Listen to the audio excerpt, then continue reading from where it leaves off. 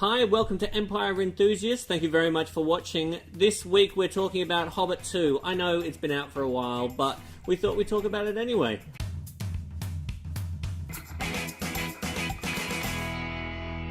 Welcome back to Empire. Before we get talking about The Hobbit 2, let me introduce the guests for this episode.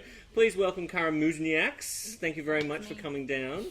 We have Nick Caddaye, obviously, regular co-host, and Leah Collins. Thank you very much. Now, we're going to talk about a film that... is it a film? Is it a film? If it's half a film, it's like a third of a film. It's part of a film. It was 2 hours long. It was more than 2 hours long, wasn't it? The Hobbit 2, it was 3 hours long. Desolation of Smaug? Desolation of Smaug? Is that How do you say it? Smaug? Smaug. Smaug. But that's, you know... That's just me. I'm okay with it, whatever anyone wants to go with. Did we like it? Did we like it? I thought it was a sweaty dog's testicle. Oh, really? Would you like to elaborate on that? Let's leave it there. Thank you very much. No, I think, well, having read the book and the Silmarillion and Unfinished Tales and Lord of the Rings, I didn't enjoy that film. No. No. Well, is it because they have split it over the 3 films and they've just, the story is just taking too long? Partially, but the thing is that the story of The Hobbit doesn't take very long at all. No, it's They a tiny literally book. go out of the house, they go visit some mates, they get trapped a couple of times, and they get to the mountain, have a bit of a smack on, and then go back home. And that's all it is. The book is meant to be that short and that simple. Yeah. But in the films, they've crammed all this extra stuff into it. And at the time, like when they announced it, we're going to be, putting all this stuff in from the other books and the appendices, you sort of go, that'll be great, but it actually, all it does is slow down the story, which is paper thin to begin with. Did you like The Hobbit? I actually enjoyed it. I enjoyed the second one more than I did the first one. Right. That Really? wasn't because hard. there was things that happened in this one. Right. And ultimately I think that it's a great advertisement for the idea that it should have been 2 films and not 3. Absolutely. Because having watched this one, I get the impression that if it was 2 films, it would have been 2 films full of incident, and that would have been fine. Instead it's 1 film full of incident, maybe spread across 3 films. Yes. And a bit of talking and singing and walking. I am a bit similar to Nick. I liked it, but only in comparison to the first one, which was really boring. So I like this one for a couple of reasons as well. A bit of fangirl reason. Love Benedict Cumberbatch, and I think that he was amazingly cast as the dragon. I mean, his voice was brilliant. Yeah. Yeah. So I enjoyed every bit that he was in. There's immensely. Well, all 2 minutes of it. Yeah, actually, it kind of made the film for me, but yeah. He's in it for more than 2 minutes. And He's in it also- for a good 15 minutes. Out of what? Out of 100 108 million? Yeah, hours. exactly. Yeah. And also, I also enjoyed Legolas as well. He was doing some kick-ass shit in the river on the barrels and stuff. So The barrel scene was awesome. that was fun. Can I say that I enjoyed The Hobbit too? I have a theory. You're allowed to say that. It's I'm okay. allowed to say that. I enjoyed The Hobbit too, but I enjoyed it. I think I'll enjoy it when they finish it. Yeah. Because it doesn't finish. No. When the lights came up and that was the end, I was like, what was the rest of my film? Yeah. But weren't you exhausted by then? Weren't you like, oh, good, the dragon's out of the hole. All right, let's go. Well, it's one of those things where it's a well-made film. It's well acted. The effects look good. Yes, the story drags on a little Yes, bit. and the script sounds like a 6-year-old boy explaining the script to his friends. Yeah, It's just like, and then the dragon goes, rah, rah, I'm going to eat you. And then the Hobbit goes, oh no, he's going to eat me. And that's actually what they say. He's like, I'm a big dragon and I'm going to eat you. Like, that's what he literally says. Yeah. And then the Hobbit's like, oh, we better get out of here. Hey, dwarves. Like, they're just saying what they're all thinking all the time. I would like to argue with you, but you're right. Exactly. But The Hobbit is a child's book, so maybe they're trying to be really genuine. What, they're getting really meta with this? Yeah. It's like, No child could stay awake for 3 hours for the middle section. To be honest, I would love if they would axe cop this and got a 5-year-old to write it. That would be That would be fine. awesome. I think it'll be fine once on Legolas. Sorry, that's what I wanted to talk about. Yeah. He's looking a little old for an elf, isn't he? No, that's Yeah, they that tried. really Yeah. just They age ruined backwards, it. don't they? Isn't that Yeah, how it he's the works? Benjamin Button of elves. Yeah. He's just a fat, meaty version of old Legolas. Yeah. Yeah. No good. I mean, he does kick our stuff, Sure. and Well, his CGI guys do kick ass stuff. yeah. And let's face it, Orlando Bloom's not the greatest actor in the world, and Legolas was literally the perfect role for him. Yeah, It's like, it no, is. don't talk.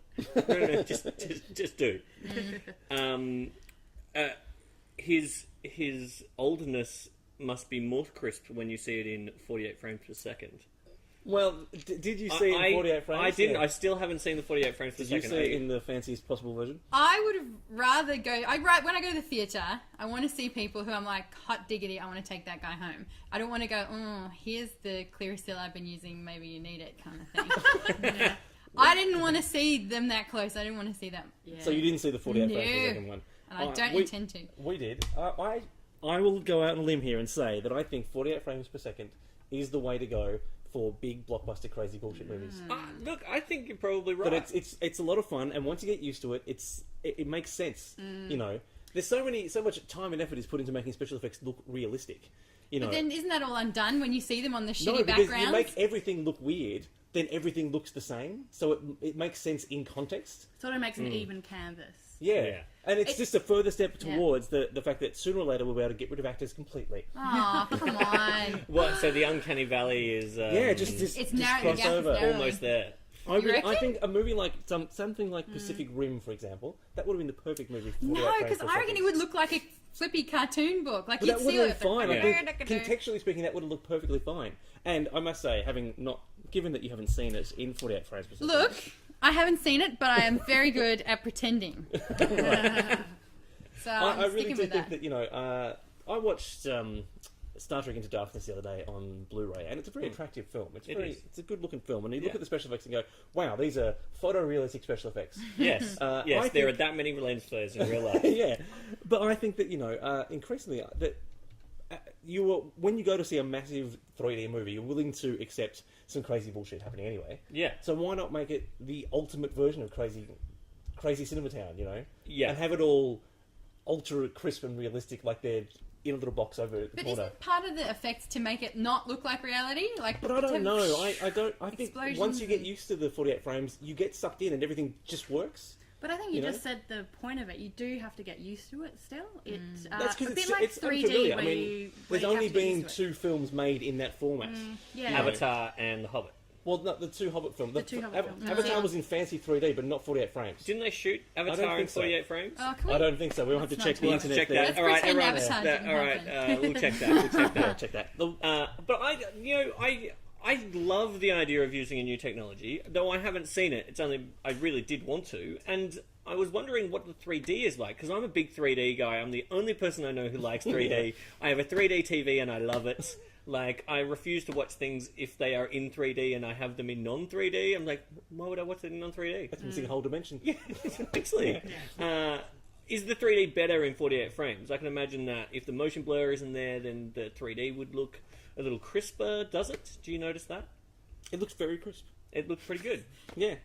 I'm coming around to 3D too. I'm Right. enjoying it more and more. It's like they get better at it. Yeah. And films are filmed for 3D instead of just tacking it on. Yeah. In the end, That's it the makes big a huge difference. difference. Yeah. Yeah. Because, obviously, you go to the cinema and 85% of the films you see in 3D weren't filmed in 3D. They were post-converted. And whenever you see a film that was actually made in 3D, it makes a big difference. Yeah. You see something like Avatar or Hugo or these ones. Yeah. It's so much different from Clash of the Titans or whatever. Yeah, and I think that's the point. It's like, if people start using this 48 frames per second as the next big thing, they've got to realise that your makeup department, your art department, your VFX Yeah. department, Yeah. like, Well, all of that's that, if any of that Yeah. is below par, then your Exactly. film will look terrible. Well, That's that's it. that's one of the things. Whenever you see a prop from a movie in real life, you go, "Wow, that looks shit." Yeah. I went to that Shonky. Bond exhibition that was on at the Melbourne Museum recently. They have a bunch of props and stuff, and you go, Yeah. "Wow, that looks shonky." Wow, that Aston Martin was just a billy cut. Up close, this doesn't look very good at all. No. Let's moving on from the 48 frames per Because second. you're not going to convince me. are you? No. No. You set I'm your like, ways. yep. Yeah. I like my film slow and my men blurry. Yeah. I feel like you're one of those people, like, just when talkies came in, it's like, nope, it's Nope. unnatural. Oh, put my ear trumpet down. I like my not films interested. like I like my men, not being able to talk. Chained in the basement. So yeah. Oh, that's anyway. getting on the internet. Well done. Okay, shit. Yeah. Well, the Legolas thing brings up the thing. They filmed the prequel. Obviously, a prequel comes in the story before the film, but all the actors are a little bit older. Like, do prequels bit. actually work? Like, is it a good idea to do prequels with the original actors? We all have so or- much to say about this one. Exactly. Okay. I would argue that The Hobbit is not a prequel. No, it is something that takes place before, but it does not set up that film. The Well, prequel of Lord of the Rings is the first 15 minutes of Lord of the Rings. Yeah, Right. but Absolutely. I think Right. that with shoving all this extra stuff in, they're trying to make it the actual prequel. Yeah. Especially with Gandalf's journey that he's on, which I have a huge problem with because he basically forgets everything that he's learned in these first three films. And he's obviously smoked a bit too much gillyweed because, like, by the That's Harry Potter. oh, which one? What's the one that he Pipeweed. Pipeweed? Oh, well, You're telling me Hobbit Gandalf weed. couldn't get gillyweed?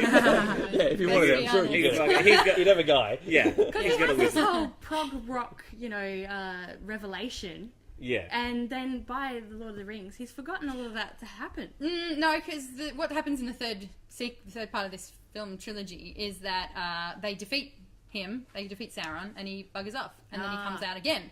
So, Right. But the problem is at the start of the first Lord of the Rings film, he rides all the way to a tower and checks out all these documents to work out what the ring's got to do with it and all this sort of yeah, thing. no, Yeah, the ring that's doesn't enter into it this one. But The ring surely- is barely part of the But Hobbit. it's only 60 years later. It's like, wait a second, remember that time where that evil force came and we thought it was the necromancer, but it might have been I don't know. Sauron? Do you Yeah. reckon that might have something to Sauron do is with the it? necromancer. Yeah, I Yeah, know that. that's- Yeah, well. Well, that's what I'm saying. It's Yeah. like What? Gandalf is like, Sorry, oh my god, I'm Necromancer. sorry. Oh, Spoiler alert, sorry. shit. Spoiler alert. Ah, shit. yeah, it just makes Gandalf because it's sort of being set up as a prequel. It makes Gandalf look really dumb. Yeah, but the thing is, they think he's gone. They think he's gone. They don't know that the ring exists. As far as they know, as far as the White Council are aware, the ring has sailed off, and this is what Saruman tells them to poison their minds or whatever. Yeah. He said the ring has floated down and is now in the sea. The ring's out of the picture, so Mm. no one's even thinking about the ring. Ah. The ring has nothing to do with the Hobbit. It's only they're only like, whoa, whoa, whoa, because it's good for the franchise. But he just puts it on. It's no biggie. Whatever. He goes invisible. No one even cares. It hasn't grasped him like it's grasped Gollum, and it does the rest of the characters. Yeah. So basically, this is something that happens. They squash Sauron down. He buggers off, Okay. and then it all starts again. Yeah. Yeah. So, but he does forget that the nine ring wraiths are loose. He Yeah. goes, "Ooh, what's happened to them?" But then in this one, he popped in with that shit-headed guy, Yeah. and checked them all No, out. you don't. Like, we don't know what's going to happen in the last couple of minutes of the third film. He could get hit in the head. Yeah, maybe. He could With get, a it's like, coconut. oh my god. I actually thought, Yeah. He's having a Gonzalo break. style. He's having a break. Maybe. He's Yeah. on the beach. He's having a Kit Kat. Yeah. Oh, Lord, yeah, who am maybe. I? Wouldn't be the first time. They did it halfway through Lord of the Rings last time, where they rebooted they did Gandalf. reboot Gandalf. But I that is my biggest problem with any prequel is the fact that, you come to it with the foreknowledge of what's going to happen, and then you end up in a situation whereby everyone has to be necessarily stupid or act out of character for you to have drama that doesn't spoil the drama that you've already written and shown. It's like a thing that I was thinking of recently is the cartoon series The Clone Wars, where everyone in it is awesome. But Yeah. you all know they're going to turn out like dickheads. Yeah. Because we've seen the prequels to Star Wars, and, Yeah. and all the relationships that are established in those cartoons don't follow through. For example, Anakin Skywalker isn't a fuckhead. Exactly. And then when he comes to the movie, Clone and, Wars. that whole thing with what I'm trying to say, with Obi-Wan hating General Grievous and obsessed with catching him in the Clone Wars. Yeah. And then when we finally see him in the films, they have a fight and he shoots him in the heart and that's it.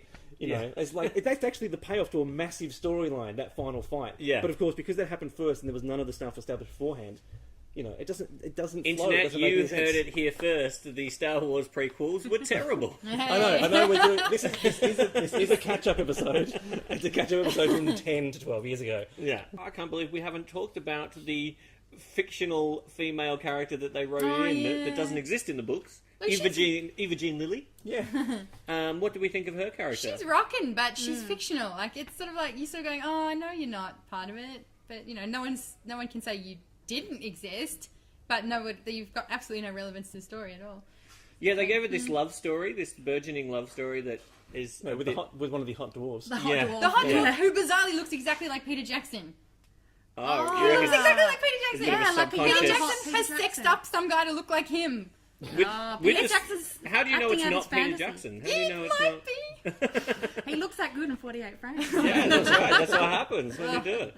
Nah. All right. Well, I look forward to seeing it. This one, I have to say, going to see this one felt like a bit of a chore, yeah. but I enjoyed it, and I look forward to seeing the next one. Yeah, it's the film you got to see because the third one will be hopefully okay. But What are they going to do? You know They're going to try more and about all these. wrap up the necromancer crap, which Right. which has nothing to do with the thrust of the storyline. Yeah. And they're going to fight the dragon, and then they're all going to go home. But that's the thing. Like, there is no great payoff because Lord of the Rings was a story about we have to fight or our entire country will be destroyed. Yeah. But Hobbit is about I kind of want some gold.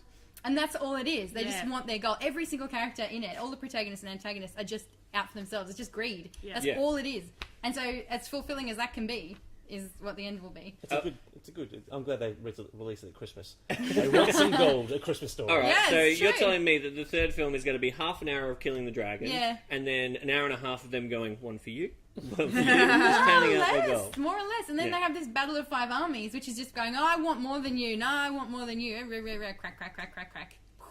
Right. Yeah. Right. Well, we can all look forward to that. You know There what? you That's go. probably what the script is going to be. I'm just going to say.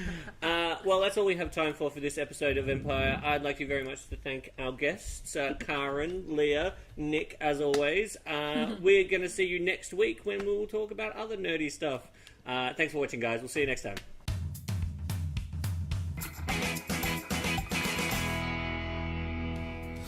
That's all we have time for this episode. I just wanted to let you know before we go that this entire episode has been shot in 48 frames per second. So you decide. We look pretty crisp. It's just and like we're clear. there with you in your room, Yeah, we are. or on there. your phone, or your I'm- office, or wherever the hell it is that you're watching this I'm actually behind you. right now. I dare you not to look. I dare you.